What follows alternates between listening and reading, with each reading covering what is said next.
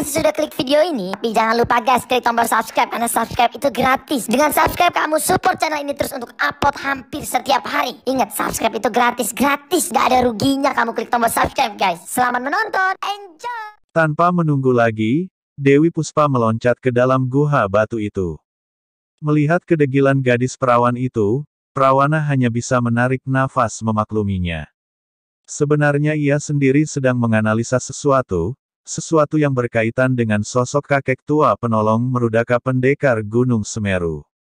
"Paman, bagaimana ini?" tanya Mahisa Dharma masih dalam posisi mengendap-endap. "Tunggu apa lagi? Hayok ke dalam guha dan tidak perlu lagi mengendap-endap," jawab Prawana seenaknya lalu melesat cepat ke dalam guha. Ia khawatir gadis itu akan mengalami sesuatu di dalam guha yang jelas tidak diketahui apa isinya. Mahisa Dharma menghentak-hentakkan kaki kirinya berulang kali membuang rasa dongkolnya.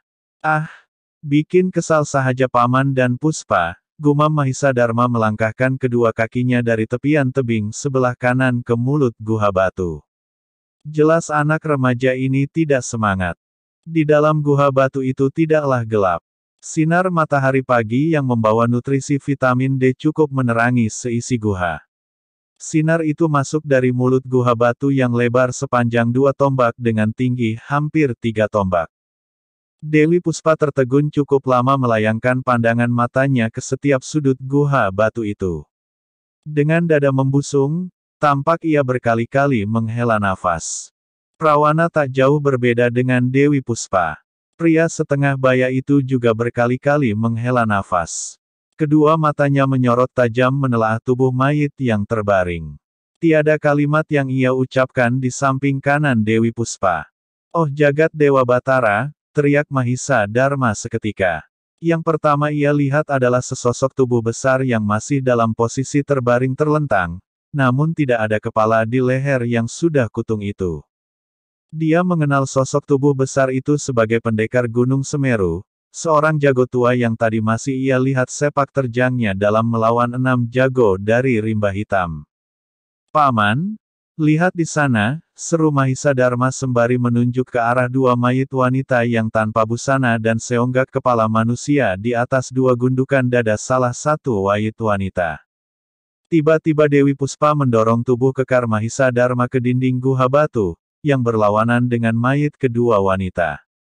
"Hei, kenapa Puspa?" tanya Mahisa Dharma mendongkol. "Kamu hadap ke dinding sahaja. Jangan lihat tubuh wanita tanpa busana itu," jawab Dewi Puspa merona wajahnya.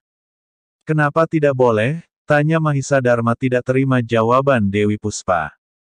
"Kamu masih bocah," jawab Dewi Puspa seenaknya lalu memalingkan wajah cantiknya ke Prawana. "Kita terlambat," kata Dewi Puspa pada Prawana. Prawana berkata, "Lebih baik kita semua keluar dari dalam guha batu ini. Sebelum ada orang lain datang ke sini dan menuduh kita melakukan kekejian pada mereka bertiga." Sebelum Dewi Puspa membalas perkataan Prawana, Mahisa Dharma berkaya, "Paman, kenapa tidak kita kuburkan di dalam guha batu ini? Bukankah mayit-mayit ini akan membusuk atau nanti dimakan oleh binatang-binatang hutan ini?" Prawana mengeritkan keningnya lalu melangkah mendekati Mahisa Dharma sembari menarik lengan kanan Dewi Puspa yang masih berdiri di dekat mayit Merudaka. "Kita keluar dari dalam guha ini dulu, akan aku jelaskan," kata Prawana pada kedua muda-mudi remaja yang masih belum berpengalaman itu. Mau tak mau mereka berdua mengikuti langkah kaki Prawana yang melangkah ke mulut guha batu.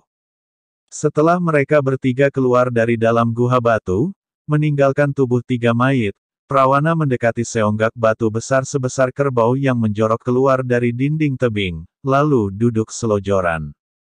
Sementara Dewi Puspa dan Mahisa Dharma berdiri di hadapan Prawana. "Aku dahulu adalah seorang kaula pertama Majapahit di mana di masa itu aku mengabdi pada Sang Prabu Wijaya. Tugas utamaku adalah sebagai telik sandi pribadi Sang Prabu. Dalam tugas terakhirku, aku diperintah langsung oleh Sang Prabu untuk menyelidiki pergerakan beberapa bangsa di luar Pulau Jawadwipa ini terutama bangsa Tartar," ujar Prawana. Sejenak ia menarik nafas dalam-dalam. Mahisa Dharma dan Dewi Puspa tidak menyangka bila pria setengah baya ini adalah bekas prajurit pilihan di masa pemerintahan Prabu Wijaya pendiri Kerajaan Majapahit. Tapi apa hubungan tugas paman dengan ketiga mayit itu? Tanya Mahisa Dharma penasaran. Prawana memandang wajah remaja tampan itu lalu berkata, di dalam tugas itu, aku ke negeri bangsa Tartar. Negeri itu sangat besar, memiliki armada perang yang besar hingga mampu menaklukkan bangsa-bangsa di dataran besar sampai ke negeri-negeri di luar pulau mereka termasuk kerajaan di Jawa Dwipa. Bangsa Tartar itu memiliki panglima-panglima perang yang sakti mandraguna. Ada satu panglima perang mereka yang berasal dari rimba hitam dari bangsa mereka. Panglima perang itu bernama Murong, seorang peranakan Mongol dan Campa. Aku tidak pernah bertemu dengan panglima itu, aku pernah melihat lukisan wajahnya saat ia menjadi buronan Kaisar Temurhan, namun sepak terjangnya sungguh kejam dan keji. Panglima ini dikeluarkan dari armada perang Sang Kaisar Agung Temurhan, putra Sang Kaisar Agung Kubilai Han. Panglima Murong membunuh putra mahkota penerus Kaisar Temurhan dan belasan selir putra mahkota itu. Ini ia lakukan akibat dari kebiasaan jeleknya mengauli wanita-wanita, tidak peduli wanita itu masih perawan ataupun istri orang. Belasan selir putra mahkota itu, salah satu korban Murong. Setelah ia ditetapkan sebagai buronan, Murong melarikan diri hingga kembali ke negeri Campa, negeri asal dari ibunya yang seorang budak. Di negeri Campa, Murong menjadi pemimpin rimba hitam. Dia disebut Dewa Iblis Selaksa Racun. Puspa, bukankah kamu tadi berkata bahwa kamu mengenal kakek tua itu? Prawana menatap tajam wajah gadis itu lekat-lekat. Dewi Puspa mengangguk tanya ia untuk menanggapi pertanyaan Prawana, sedangkan Mahisa Dharma diam layaknya pendengar yang baik. Nah, aku baru teringat pada kakek tua yang datang secara misterius saat pendekar Gunung Semeru berduel dengan 6 jago rimba hitam tanah Pasundan dan Madura itu. Wajah kakek tua itu mirip dengan lukisan buronan Murong bekas panglima Kaisar Temurhan itu, ujar Prawana lalu menghela nafas sesaat sembari meloncat turun dari batu besar tempat ia duduk. Paman, kakek tua itu terlihat baik dan menolong pendekar Gunung Semeru yang terluka. Belum tentu kakek tua itu yang menewaskan pendekar Gunung Semeru dan kedua cucu muridnya, seru Mahisa Dharma penasaran. Aku pernah melihat korban akibat kekejaman Dewa Iblis Selaksa Racun. Korbannya bernama Damarsena, salah satu prajurit bawahanku yang kutugaskan mencari keberadaan seorang mata-mata bangsa Tartar yang melarikan diri ke negeri Campa. Mata-mata ini kami kejar dari kota Raja Lama Majapahit hingga ke negeri bangsa Tartar, kemudian mata-mata itu bergabung dalam rimba hitam negeri Campa karena ia adalah salah satu kaki tangan Murong. Bila Murong tidak menjadi buronan Kaisar Temurhan, sudah dipastikan, Majapahit akan digempur habis-habisan oleh bangsa Tartar melalui kesatuan armada perang yang menjadi bawahan Panglima Murong.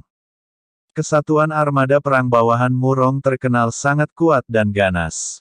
Bagaikan gelombang ombak besar menerpa pantai Laut Selatan.